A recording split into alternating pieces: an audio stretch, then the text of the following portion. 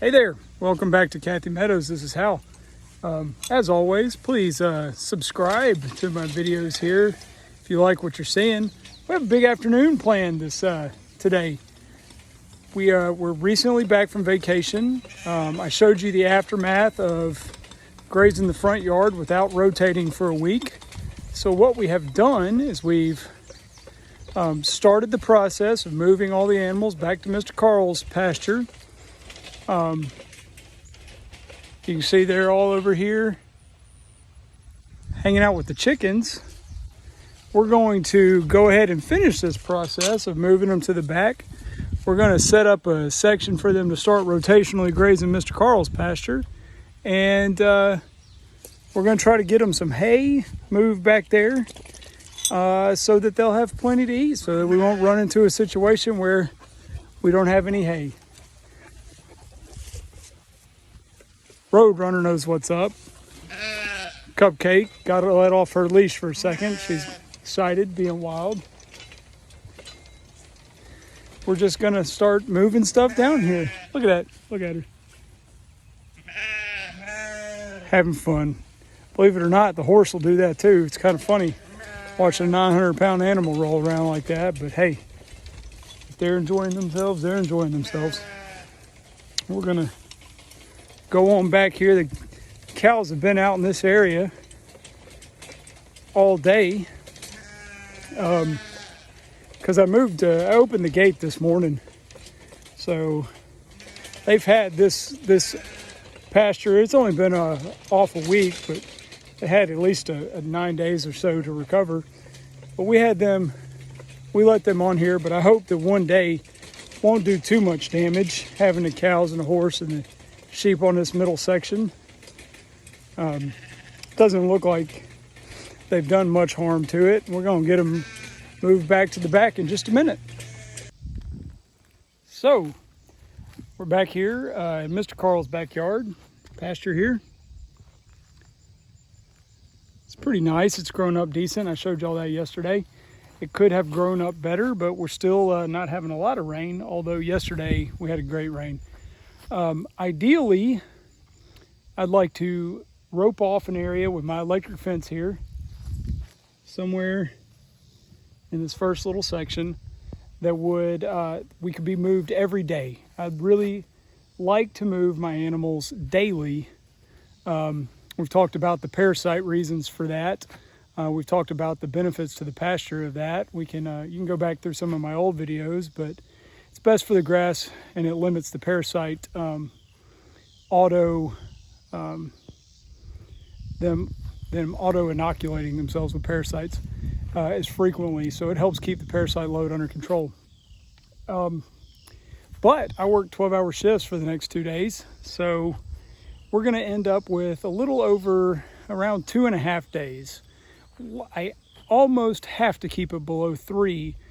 Because of the life cycle of the barber pole worm, the most dangerous to these animals. My understanding is they will poop onto the ground. The barber pole egg will hatch, and the larva will begin to crawl up the blade of grass and be eaten. I've told that if you can move them at least every 3 days, is from my reading anyway, you can really limit the amount of exposure they have to those larvae. When they eat them, they then embed in the lining of their rumen and suck their blood. They can suck them so anemic that they die. So if I can move them daily, it's best for the grass, but under every 3 days, it's best for the parasite issue.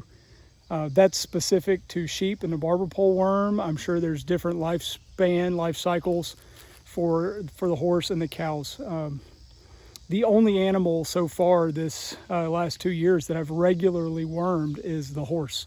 No one else gets wormer unless symptomatic, and so far that's only been one sheep. So anyway, let me put you on some time lapse, see if we can't cue up some decent music, and we're going to get this fence set up. King of the road, trailer for sailoring. Trailer for sailoring. Ain't got no cigarettes, but trailer for sailoring.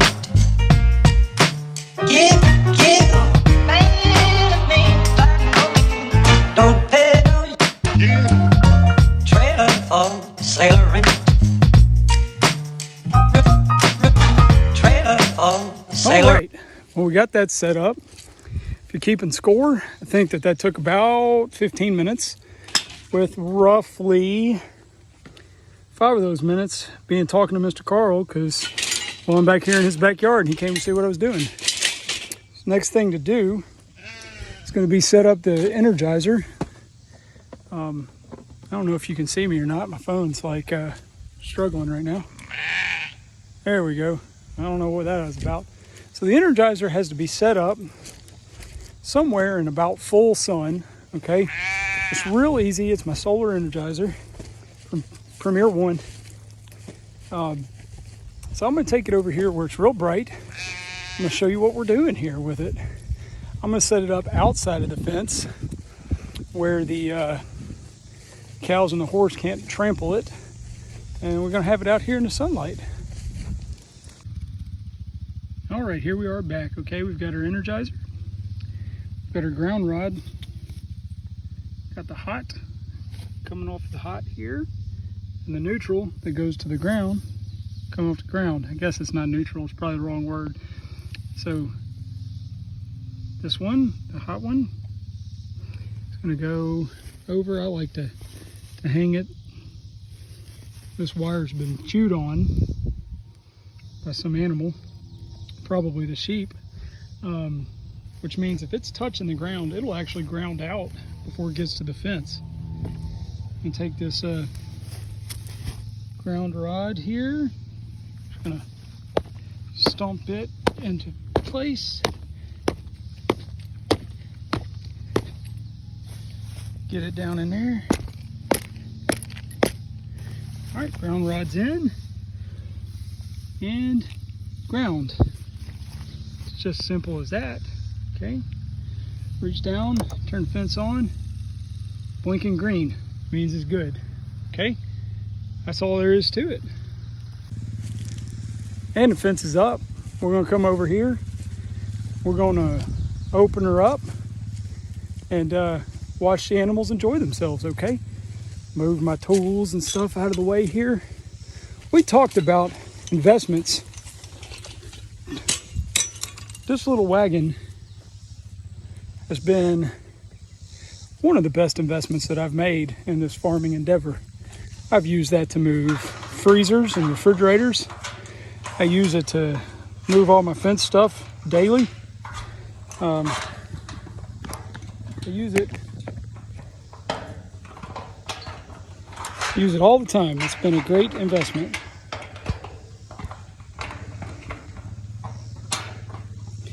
Might have to like put you down here for a second, get this gate open. All right, so we got a metal gate. See the metal gate here. Then we got this fence down here. If you're wondering why it's so low, it's because a couple of the sheep and the dog know that they can go under it. All right, come on, sheep. Y'all come enjoy yourself. Come on. Yeah.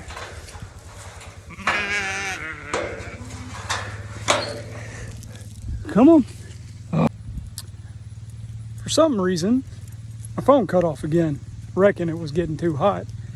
But now I got to try to get the cows through there. They weren't playing along nicely like the sheep were. I hate that you missed all them running in there and enjoying themselves. But here's Callie. You may remember Callie from one of our videos to see if she was pregnant. She's still sweet. Come on, let's go. Let's go.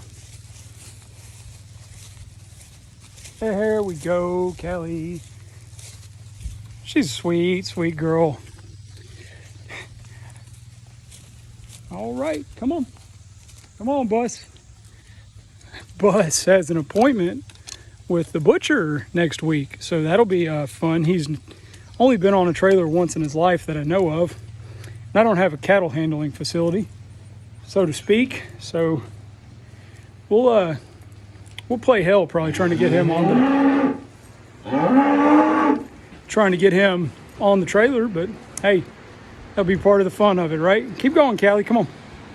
Come on. Come on, girl. Come on. Come on. Look, gate's open.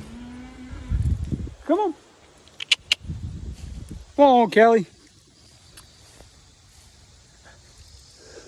Come on.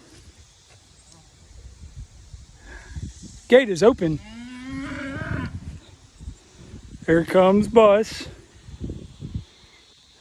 Bus is ready for his appointment. It's going to be one less mouth to feed. I know you hear everybody selling out because of the drought in Texas. That is not why we're selling out here. Come on, Callie. Come on through here. You see Major over there probably coming. Callie sees her grass. She's ready. Go on. All right. One more. There's Major. He's coming as everybody moved, okay? I'll put you down for a while. Go grab my tripod back up, and we're gonna move some hay.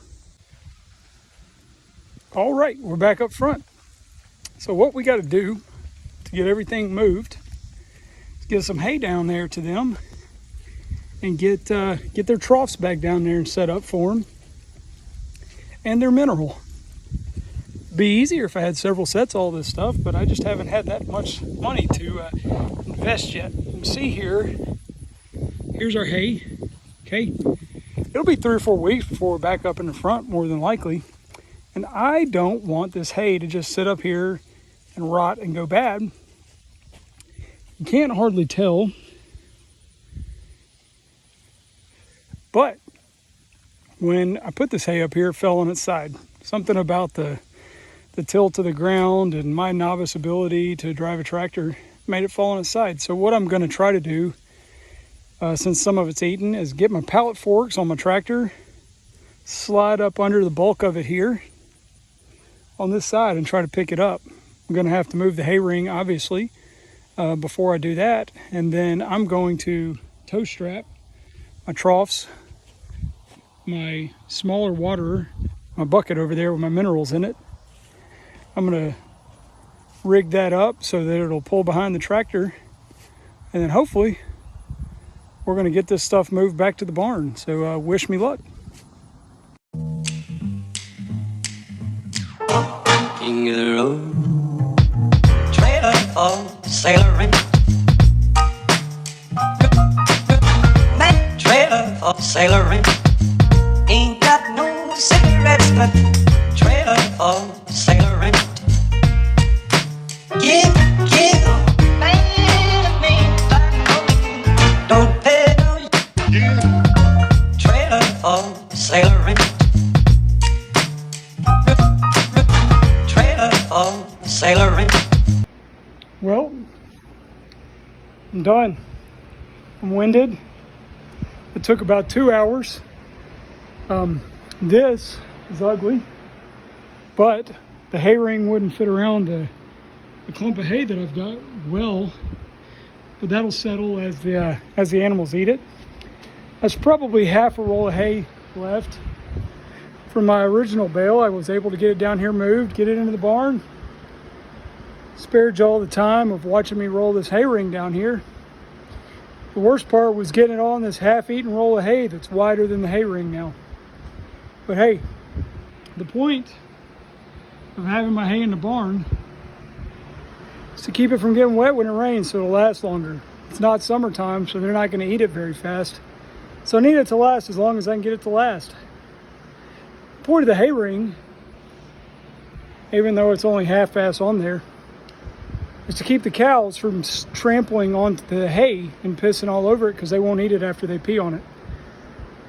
So I think it's going to accomplish its goal, even though it looks bad. So hey, that's it for today. If you got any questions, feel free to leave me a comment, and like earlier, please subscribe if you like what you're seeing. Thank you. Bye.